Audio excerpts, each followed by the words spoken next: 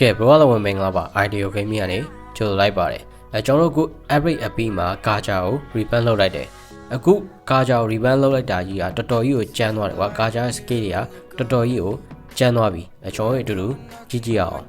အရင်ဆုံးဒီ reban လုပ်လိုက်တဲ့ကာဂျာရဲ့ passive ကကြတော့သူ့မှာဆို scale 1 to ultimate ရှိတယ်သူ့ရဲ့ scale တွေနဲ့ enemy ကိုထိအောင်သုံးလိုက်နိုင်တဲ့အခါမှာကွာ damage ပေးလိုက်တဲ့အခါမှာ enemy ရဲ့ဒီ unit တွေအပေါ်မှာ effect တက်ရောက်လိုက်ပြီးတော့ခါမှာ enemy ကို slow effect လည်းပေးမယ်ပြီးသွားလို့ရှိရင် enemy ရဲ့ damage ကို5 second ကြာ800ခိုင်နှုန်းလဲ short ချမယ်ဒီကာဂျာရဲ့ passive ရဲ့ effect တွေကို enemy မှာကြည့်လို့ရတယ်အခုလိုမျိုးကျွန်တော် scale သုံးလိုက်တဲ့အခါမှာ enemy ရဲ့ combo ဒီလိုမျိုးတွေ lightning effect ပုံစံမျိုးလေးတွေ enemy ရဲ့ combo တောက်နေမှာကွာအဲ့ဆိုရင်ကာဂျာရဲ့ passive effect က enemy ကိုတက်ရောက်နေပြီလို့ကျွန်တော်တို့မှတ်လို့ရတယ်သူ့ရဲ့ scale 1ကကြတော့အရင် revamp လုပ်ခင်က scale 1နဲ့အတူတူပဲ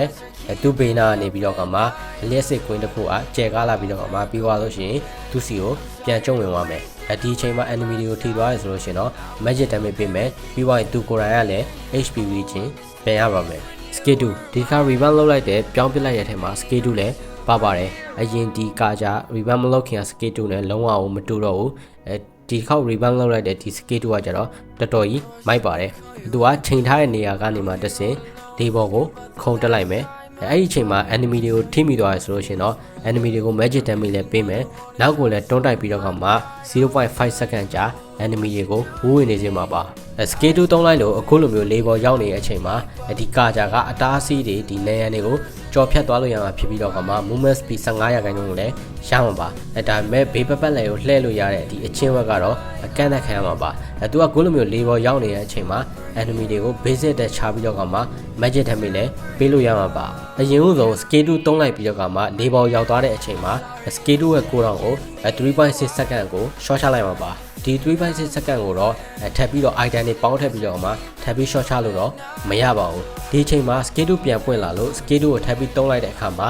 enemy ဒါမှမဟုတ် crit ကိုထိသွားရဆိုလို့ရှိရင်တော့ဒီပေါ်မှာနေရမယ့်အချိန်ကိုထပ်တိုးပေးမှာပါ ultimate ဒီ reban လုပ်လိုက်တဲ့ကာဂျာမှာလုံးဝပြောင်းပစ်လိုက်တဲ့အထက်မှာ ultimate လည်းပါပါတယ်သူ့ရဲ့ ultimate ကကြတော့ enemy တွေစီကိုစဝိုင်းပုံဒီလျှက်စစ်ကွင်းတစ်ခုနဲ့ပြစ်လွတ်လိုက်မှာဖြစ်ပြီးတော့ကမှအဲ့ဒီတွင်မှာရှိတဲ့ enemy တွေက 0.5 second အကြာမှာ magic damage ထိစေမှာပါနောက်ပြီး 2.5 second အကြာလဲ enemy တွေကိုချုပ်ထားအောင်မှာပါအဲ့နောက်ကာဂျာကဒီစဝိုင်းပုံလျှက်စစ်ကွင်းကိုဆွဲခေါ်လာမှာဖြစ်ပြီးတော့ကမှကာဂျာရွေးလာတဲ့အမြဒီစဝိုင်းပုံလျှက်စစ်ကွင်းကလည်းတဖြည်းဖြည်းကျင်းလာမှာဖြစ်ပြီးတော့ကမှ enemy တွေကိုဆွဲစုပေးအောင်မှာပါ ultimate သုံးပြီးတော့ enemy တွေကိုချုပ်ထားတဲ့အချိန်မှာ scale 2နဲ့လေးပေါ်ပြန်ပြီးတော့ကမှဆွဲခေါ်လာလို့ရပါတယ်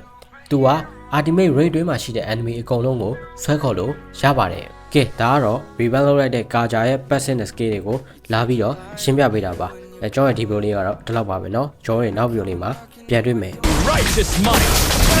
Blood. Enemy reach level 4.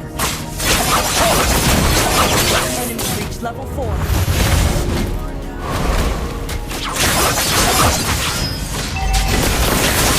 no evil can hide from me